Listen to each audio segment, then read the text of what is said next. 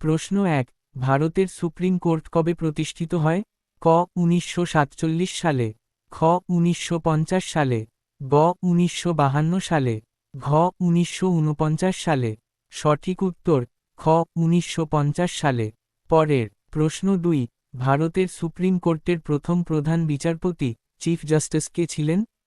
ক এম পাঠক, খ হরিলাল জে কানিয়া, গ এস এম সিকরি, ঘ এ এন রায়। সঠিক উত্তর খ হরিলাল জে কানিয়া। পরের প্রশ্ন ৩, সুপ্রিম কোর্ট কোথায় অবস্থিত?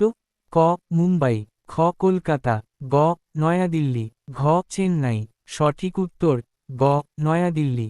পরের প্রশ্ন ৪, ভারতের সংবিধানের কোন অনুচ্ছেদ সুপ্রিম কোর্টের প্রতিষ্ঠা নিয়ে আলোচনা করে? ক অনুচ্ছেদ ১২৪, খ অনুচ্ছেদ ৩২, গ অনুচ্ছেদ ১৪৩, ঘ অনুচ্ছেদ ২১৪।